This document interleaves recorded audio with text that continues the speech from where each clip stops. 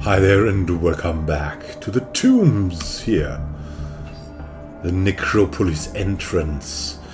We've just met the strange cultists here, the gate cultists. We've talked to their leader Motley and we've talked to their prisoners. They want the tomb code from them. But the prisoners won't give them the tomb code. We, on the other hand, have the tomb code, and we also want to give them to Motley. But Motley doesn't know we have the tomb code, so we're just going around talking, finding an opening here, maybe. And then the plan is to enter the tomb ourselves, not tell them how. Let's talk to Jelyn Dimathe first, because we have to talk to her yet. The alluring woman looks up, white hair brushing her shoulders. She allows a slight smile to pull at the corners of her mouth. Her face is confusing, for though her skin has the tightness of youth, her eyes pierce you with the wisdom of 100 years. She rests her hands on the daggers at her hips, perhaps waiting to see if you have the courage to make the first move. Who are you? Jelyn of Underhouse, Dimathe, she says, then blinks. Sorry, habit. Dimathe has gone into the dark like all the others. I'm just Jelyn these days, consults. Now, what brought that on? You mentioned an Underhouse. What's that? I can't believe I told you my full name, she says with a rueful chuckle. My croft father would have had me whipped. Her hands close over her daggers. I come from a world beside this one. From a city in the hollow core, ruled by 16 underhouses built into the walls. Then she frowns, counting silently. A few decades back I woke to screams. And not one or two, like you'd get from the lower city from time to time, but hundreds. She grins, but there's uneasiness in it. Scan thoughts I'm getting soft, that's the only explanation. I found out that shadows were pouring from the walls of the world. The underhouses, the people inside, were just melting into it, screaming. Staring past you, she continues, a few of us made it through the portal into the bloom. The shadows wouldn't follow. I think the bloom scared even them. She grins. At any rate, I made a living for a while plying the family trade. There was no joy in it, not until I found the Endless Gate. And they gave me a reason to work. Tell me about your family trade, assassin. She barks a laugh, hitting her forehead with the heel of her hand. Where is my head today? I'm a, what's the word you use here? Torturer. Oh, okay, I get information through pain. Underhouse Dimathe was famous for it, and I was the only one of my family left. I thought I'd make them proud by following in the trade here. She shakes her head, sighing at her own naivete.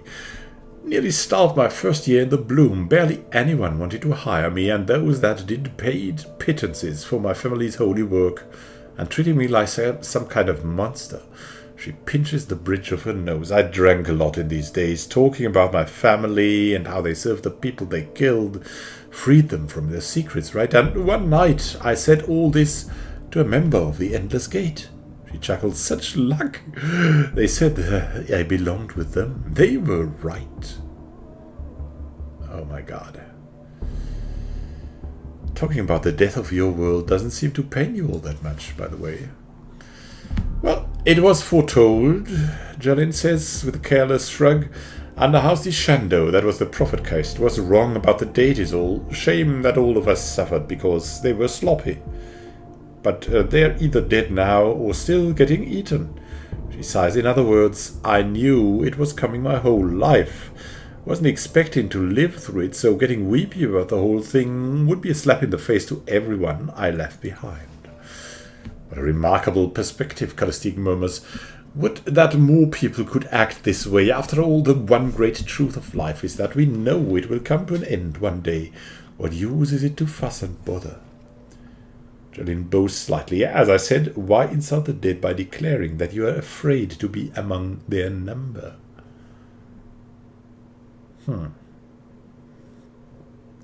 Any suggestions how to get information? No.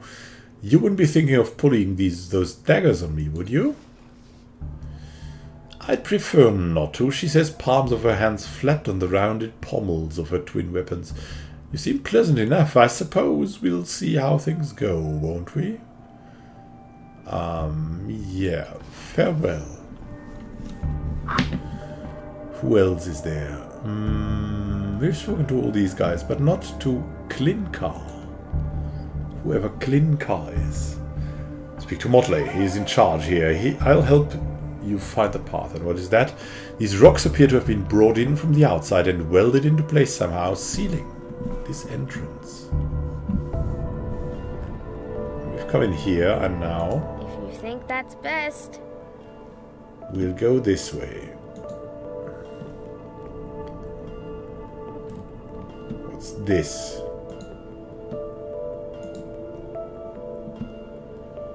Okay, loot. All right. What is that? You can loot something here. Some shins.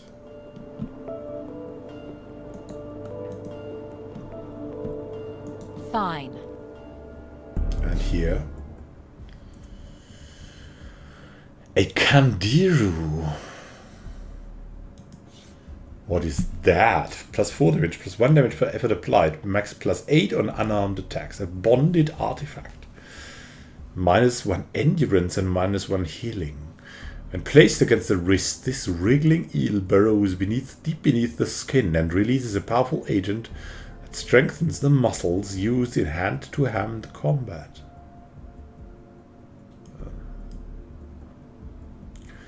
Still, it's a pretty great deal.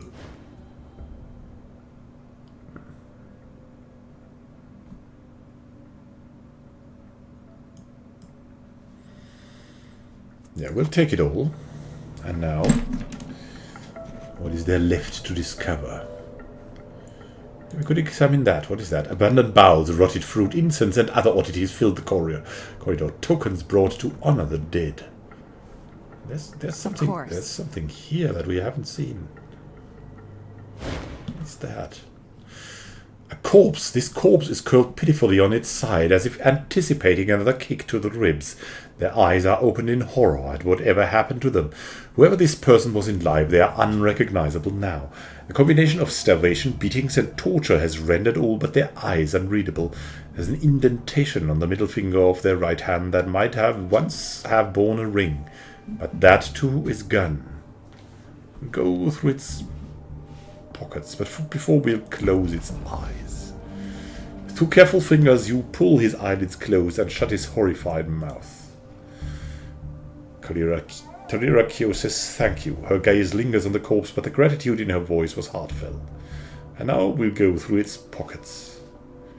You find nothing but a lovingly folded scrap of paper with the number 4135 and the name Najma. Look through the corpse's pockets again.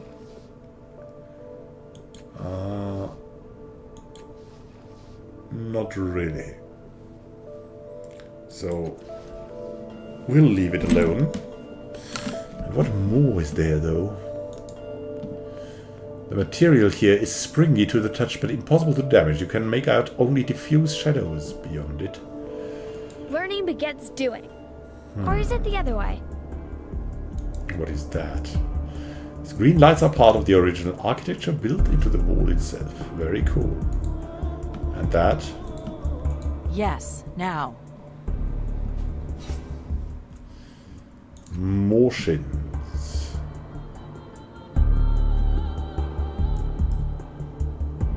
On it. What's that? Thousands of names scroll across the surface of this sphere. There's no indication how they died, assuming that's what the names mean. Of course. And here, on the bowels, heavenly submission oddity. This otherworldly gem is unlike anything you've seen before. Cuts so fine that they are beyond counting.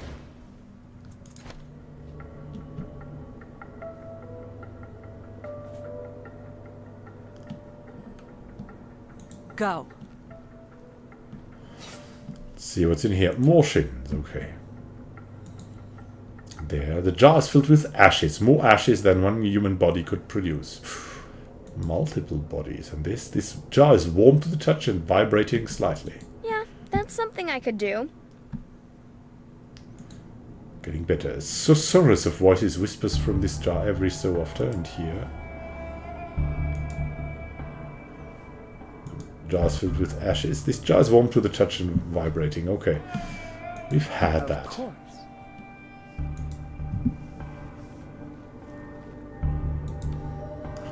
Here, these lights, bending and refracting in upon themselves, have been brought to honor someone important. The names have been worn away by time, however.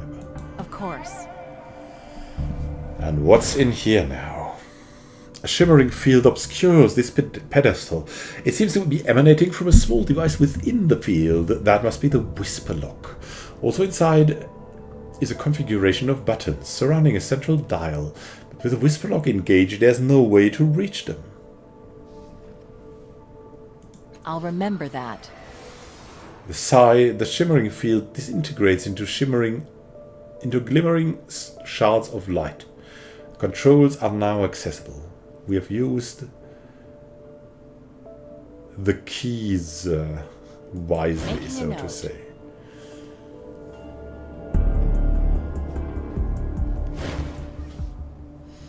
Ha! Motley's surprise is evident as his pleasure. He clasps you on both shoulders. Now we can get back to helping Lord Inifear. What? But first to release the prisoners. Motley nods. One of the cultists draws his blade, but instead of cutting their bonds, puts it to the neck of the first prisoner in line. He intends to kill Scanthol's for our Lord and the gate. The memorialist looks at you, her eyes pleading. Her whisper is barely audible. You can't stop them. You can help. You got what you want. Let them go. He motions the cultist to halt. Confusion blooms on his face. The spirit is encaged in flesh. You must release it for Lord Inifear. I thought you understood. This is what we do. I am more powerful than your Lord Inifear. I command you to leave this necropolis, or I will release your spirits. Will they believe that? Maybe. Will they believe her? Not really. Will they believe Tibia? Maybe. And Rin? Not so much. But us, maybe. We'll try that out. Didn't work as you will it, the pudgy man snarls. He backs away, calling to his comrades. Children, to me, you must protect Lord Inifear.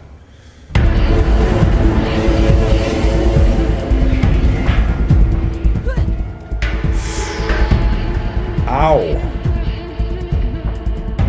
What's going on here? The rituals are coming. Wow, that's a bit loud too. At least to me.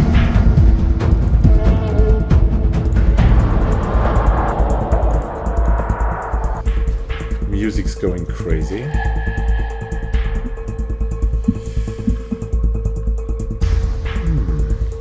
Wow, there's something glowing here too. And we want to just stop them. We'll complete this in the next episode. Thank you for watching and happy gaming to you. I just need to make a short break. Get myself fresh and ready for the combat. As I'm sure you will too. We'll cover this in the next episode. And have a great time until then. And happy gaming. This is Immanuel signing out.